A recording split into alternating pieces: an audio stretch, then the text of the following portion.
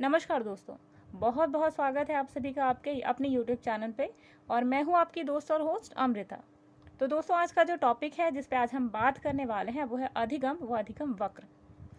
ये जो टॉपिक है आपका अधिगम व अधिगम वक्र, ये आप सभी के यूपी टेट, सी टेट और एस टेट के लिए बेहद ही इंपॉर्टेंट है। इसके साथ साथ यहाँ से कई सारे क्वेश्चन आपके डायरेक्ट एग्जामिनेशन में पूछे जा चुके हैं। तो बेहद ही इंपॉर्टेंट टॉपिक आज हम डिस्कस करने वाले हैं, और विद हेल्प ऑफ डायग्राम और प्रॉपर एग्जाम्पल जो आपके डे टू डे लाइफ में आपने देखे होंगे, ऐसे तथ्यों को हम आप सभी के सामने लेकर आएंगे जो आपके अधिगम टॉपिक के साथ में कनेक्ट करता है। तो अगर आपने ये टॉपिक पहले नहीं पढ़ा है या पढ़ा भी हुआ है, अगर फिर भी कोई डाउट आपका बच जाता है, तो पूरी उम्मीद है कि वीडियो के एंड तक आप यहाँ से कोई भी डाउट लेकर के नहीं जाने वाले हैं। तो चलिए बने रहिए वीडियो के स्टार्टिंग से लेकर के एंड तक। और चलिए स्टार्ट करते हैं आज का टॉपिक। और पेपर और पेन लेकर के बैठ जाइए, क्योंकि यहाँ पर हम कुछ एक्स्ट्रा फैक्ट आपसे शेयर करेंगे और उस एक्स्ट्रा फैक्ट को आपको अपनी नोटबुक में नोट करना है। तो चलिए स्टार्ट करें आज का टॉपिक।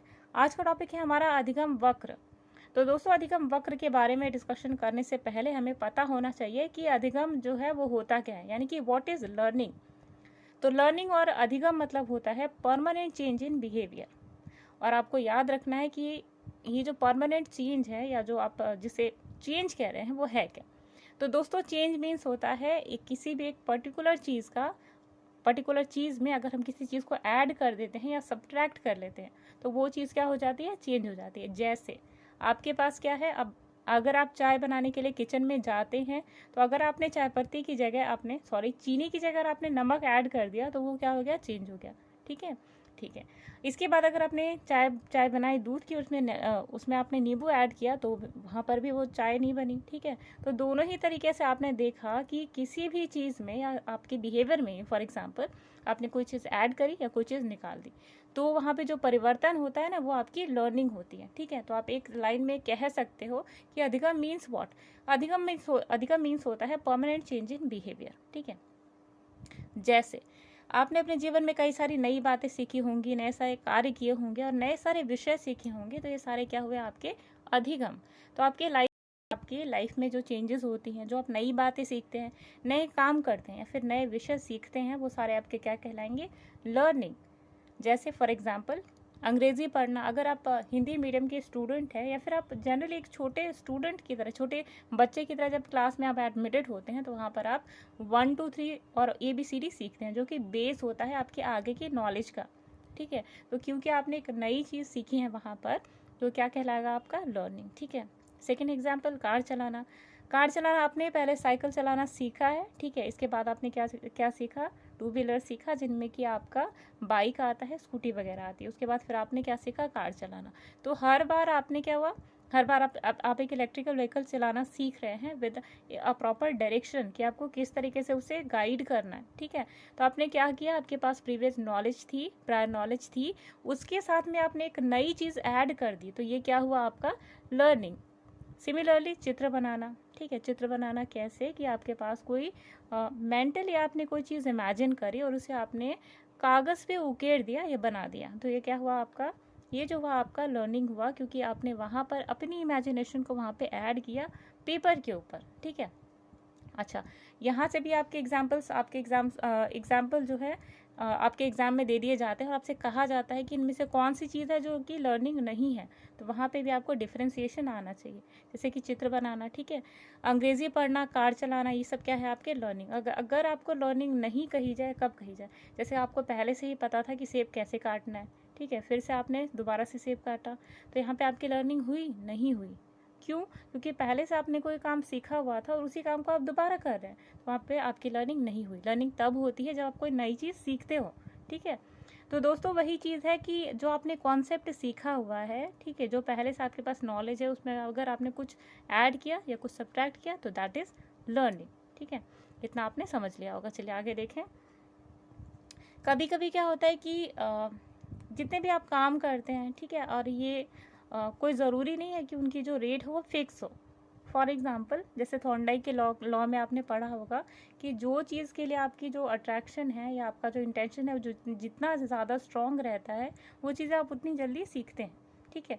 तो इसे आपको ध्यान देना है कि जो भी हमारे जो चीज़ें हम सीखते हैं, तो इन सबको सीखने की जो गति होती है वो आरंभ से लेके अंत तक एक सी नहीं होती, यानी सबका जो रेट होता है वो वेरिएबल होता है फ्रॉम स्टार्टिंग टू एंड, और ये कभी तेज़ व कभी धीमी होती रहती है। ठीक है, तो आप इस तरीके से भी कह सकते हैं कि यदि हम सीखने की गति को एक ग्राफ पेपर पर अंकित करते हैं तो एक वक्र रेखा बन जाती है, और इसी को सीखने का वक्र यानी कि लर्निंग कर्व कहा जाता है। ठीक है, तो लर्निंग कर्व इज व्हाट, ये आपका एक क्या है, सीखने की जो गति होती है उसको एक ग्राफ के माध्यम से, एक वक्र रेखा के माध्यम से आपको दर्शाया जाता है, तो यही होता है लर्निंग कर्व यानी कि अधिगम वक्र। चलिए अब बात करते हैं कि अभी तो हमने बात की अधिगम के बारे में और अधिगम वक्र की परिभाषा के बारे में। अब हम बात करते हैं कि विभिन्न जो मनोवैज्ञानिक थे उन्होंने क्या परिभाषाएं दी थी अधिगम की। तो चलिए सबसे पहले हम बात करेंगे सबसे ज़्यादा पॉपुलर और फेमस मनोवैज्ञानिक और साइकोलॉजिस्ट गेट्स के बारे में। गेट्स जिन्होंने अधिगम को लेकर के और जो आपकी लर्निंग थ्योरीज की बात करी जाए तो उसमें भी उनका काफ़ी बड़ा योगदान था। तो उनके योगदान में से एक जो स्पेशल योगदान था उनका यहाँ पर भी था, यानी कि लर्निंग के बारे में। तो लर्निंग के बारे में उन्हें जो अपनी परिभाषा दी थी, तो उनके कलीग्स और गेट्स ने मिलकर के कई सारे एक्सपेरिमेंट किए, और एक्सपेरिमेंट के बेसिस पे जो उन्होंने एक एक्यूरेट परिभाषा दी थी, एक डेफिनेशन दी थी, वो क्या थी चलिए देखते हैं। तो गेट्स ने कहा कि अनुभव के द्वारा व्यवहार में होने वाले परिवर्तन को सीखना या अधिगम कहा जाता है, यानी कि जो हम अपने डेली लाइफ एक्सपीरियंसेस लेते हैं, जो हम डे टू डे लाइफ में अपने जो एक्सपीरियंसेस लेते हैं उन्हें अपने लाइफ में, अपने बिहेवियर में अप्लाई करना ही कहलाता है अधिगम। ठीक है, फॉर एग्जाम्पल आपने क्या किया, आप छोटे बच्चे को देख लीजिए। ठीक है, क्योंकि आप टीचर बनने जा रहे हैं, तो छोटे बच्चे को फॉर एग्जाम्पल देखिए कि बच्चा स्कूल में जाता है, उसने क्या किया, अभी होमवर्क नहीं कंप्लीट किया। ठीक है, तो स्कूल में एज अ टीचर आपने उसको पनिश किया। पनिश करने के बाद क्या हुआ, बच्चा घर गया और उसने ये सीखा कि अगर आप होमवर्क करके बच्चा नहीं लेकर आता है तो आप एज अ टीचर उसको पिटाई लगाते हैं, पनिश करते हैं। तो दिस टाइम उसको लर्निंग हुआ कि अगर मैं होमवर्क नहीं करके लेके गया तो मुझे मार पड़ेगी। तो नेक्स्ट टाइम बच्चा क्या करता है, होमवर्क करके लेके जाता है with proper accurate hand writing. तो ये क्या हुआ, बच्चे ने अपने व्यवहार में परिवर्तन किया और अनुभव किया कि हाँ, जो पनिशमेंट होती है वो तब अप्लाई होती है जब हम अपना होमवर्क नहीं करते। ठीक है, तो एक गेट्स के द्वारा डेफिनेशन दी गई थी, और जिसे हमने एक छोटे से एग्जाम्पल से सीखा अपनी डे टू डे लाइफ में होने वाली। चलिए नेक्स्ट जो फेमस साइकोलॉजिस्ट थे, मनोवैज्ञानिक थे, क्रो एंड क्रो, तो इनके बारे में बात करते हैं।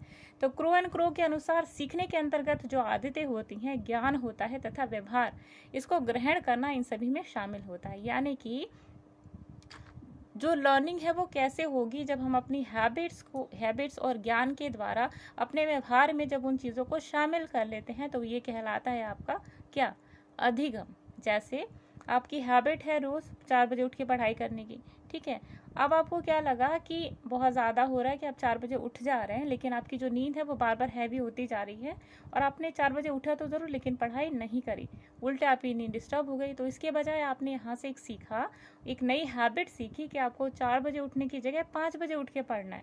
ठीक है, तो ये जो चीज़ आपने सीखी है ये कहलाता है आपका क्रो एंड क्रो के हिसाब से जो परिभाषा उन्होंने दी थी, जो आपकी डे टू डे लाइफ में आप इसको फील करते हो एज अ स्टूडेंट। ठीक है, तो देखिए नई हैबिट्स या नए ज्ञान को अपने व्यवहार में ग्रहण करना, यही क्या था, क्रो एंड क्रो के अनुसार जो परिभाषा थी अधिगम की।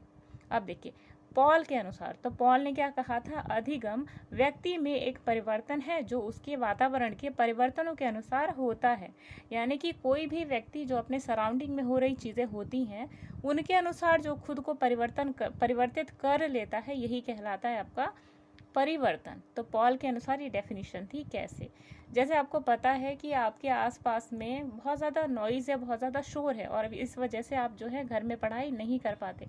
अब आपने क्या किया कि जब आप घर के सारे काम कंप्लीट कर लेते हो, देन आफ्टर आप क्या करते हो, अपने दोस्तों के घर जा कर के पढ़ते हो, जहाँ पर आपको शांति मिलती है। तो ये क्या हुआ आपका गेट्स के अनुसार परिभाषा, यानी कि जब आप अपने समाज के अनुसार, अपने सराउंडिंग के, अपने आसपास के वातावरण के अनुसार खुद में जो परिवर्तन लेकर आते हैं ना, यही कहलाता है आपका अधिगम। चलिए तो बात हुई अधिगम की। अब बात करते हैं कि जो उपरोक्त परिभाषा है इसके आधार पर क्या कहा जा सकता है अधिगम को। तो पहली चीज़, अधिगम द्वारा मनुष्य के व्यवहार में परिवर्तन होता है, जो कि हमने अभी परिभाषाओं से सीखा। दूसरा, नए अनुभव को सीखना या सीखे गए अनुभव को या सीखना नए अनुभव पर ग्रहण करना जो है ये कहलाता है अधिगम। अगला देखिए, यह जीवन भर चलने वाली प्रक्रिया है, यानी कि लर्निंग पूरी लाइफ टाइम चलती रहती है। ऐसा नहीं कि आप स्टूडेंट हैं तो एकेडमिक चीज़ें जो है आपने देखी, आपने मैथ सीखा, साइंस सीखा, सोशल स्टडीज सीखी, तो ये तो आपकी लर्निंग है ही। इसके अलावा जो आपकी को एकेडमिक एक्टिविटीज़ हैं, ठीक है, जिनमें आपके आता है को करिकुलर एक्टिविटीज़ हैं, जिनमें आपका देखिए म्यूज़िक आता है, ठीक है, प्लेइंग आता है। इसके अलावा आप जो एक्स्ट्रा करिकुलर एक्टिविटीज़ करते हैं तो वो सब आपकी क्या हुई, यहाँ पर भी आपकी लर्निंग है। आप 80 साल के हो जाएंगे तब भी आपकी लर्निंग चलती रहती है। तो क्या है, लर्निंग एक जीवन भर चलने की प्रक्रिया, ठीक है। अगला देखिए, यह एक सृजनात्मक पद्धति है, यानी कि आपके पास एक एबिलिटी है जब आप नई नई चीज़ों को खुद से क्रिएट कर सकते हैं। नई चीज़ क्रिएट करने का मतलब ये नहीं है कि किसी ने ऑलरेडी कोई चीज़ डिस्कवर की है, जैसे बल्ब, ठीक है, आपने क्या किया, उसके ऊपर प्लास्टिक का से उसे कवर कर दिया और आपने एक नया लैंप क्रिएट किया, ठीक है। तो ये it is not that kind of invention. सृजनात्मकता मीन्स होता है जो चीज़ पहले से चली आ रही होती है, आपने उसके अंदर एक स्लाइड सा चेंज किया और उसके बाद वो चीज़ नई चीज़ में कन्वर्ट हो गई, ठीक है। जैसे देखो, आपके पास क्या है, एक वाटर बॉटल है, ठीक है, पेप्सी की या जो भी की है, आपके पास कोका कोला की है, ठीक है। तो आपने क्या किया कि इस बॉटल को पहले क्या किया, कट किया, ठीक है। कट करने के बाद आपने उसको पेन बॉक्स की तरह यूज़ कर लिया। तो ये क्या है, क्रिएटिविटी है कि आपने वो चीज़ें जो फेंकने लायक है आपने उसको रीयूज़ कर लिया, तो आपकी क्रिएटिविटी है, ठीक है। अगला देखिए, यह स्थानांतरित होता है। जो लर्निंग है वो ट्रांसफरेबल है, यानी कि जो ज्ञान है वो एक व्यक्ति से दूसरे तक आता है, ठीक है। तो ये चीज़ है एक्यूरेट।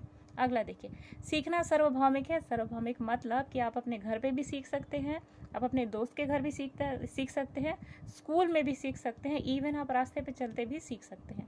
तो ये क्या है, सार्वभौमिक। अगला देखिए, सीखना एक प्रक्रिया है ना कि परिणाम। तो सीखना क्या है, एक प्रोसेस है, एक क्रिया है। ऐसा नहीं है कि आपने कोई चीज़ सीखी और आपको उसके जो परिणाम मिले यही लर्निंग है। कोई ज़रूरी नहीं है गाइस कि आपने कोई चीज़ सीखना स्टार्ट किया तो आपको रिजल्ट ही मिले। हो सकता है कि आपने सोचा होगा कि कोई पॉजिटिव रिजल्ट निकल कर आए, लेकिन हो जाता है कुछ और।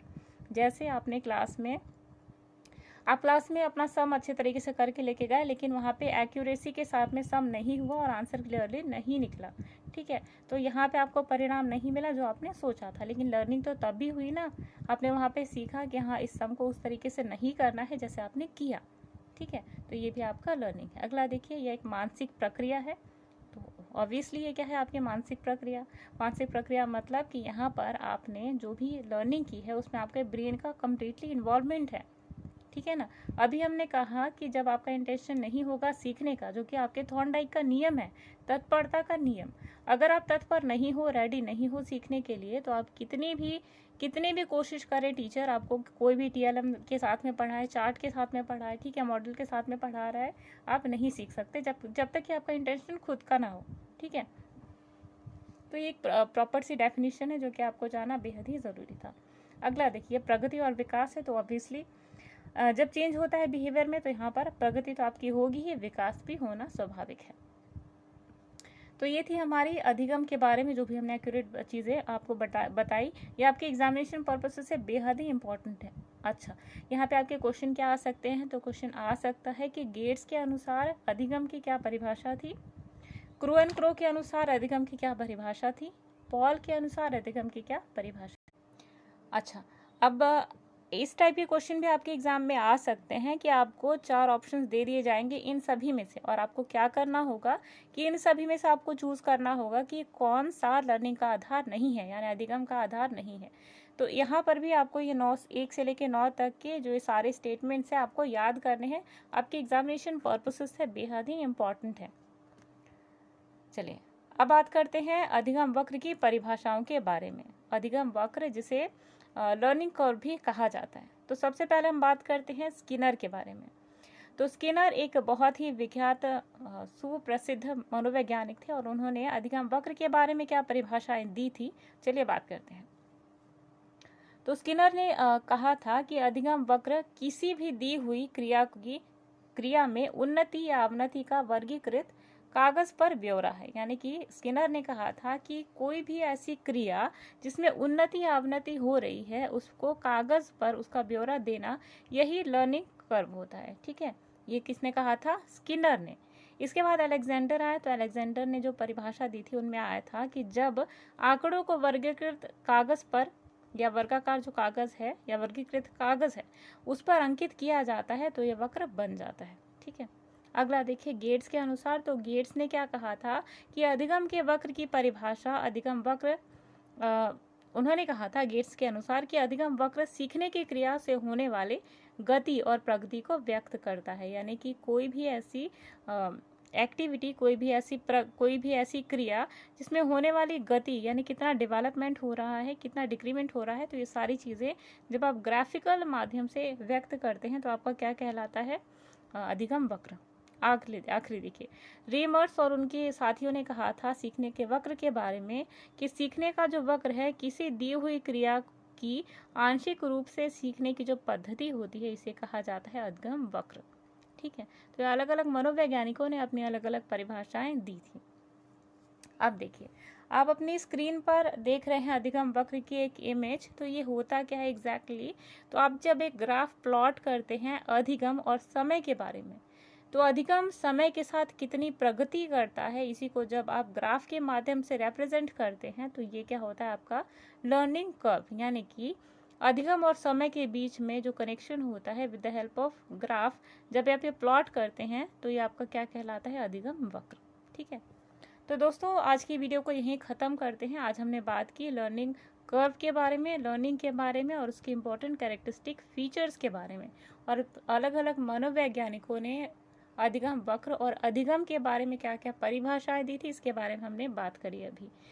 अब इसका सेकंड पार्ट यानी कि अधिगम वक्र कितने प्रकार का होता है और इसके साथ साथ अधिगम वक्र के जो प्रकार हैं वो किस किस कारकों से प्रभावित होते हैं, इन सभी के बारे में हम अगली वीडियो में चर्चा करेंगे। तो आज के लिए इतना ही, दीजिए अपने दोस्त और होस्ट अमृता को इजाज़त।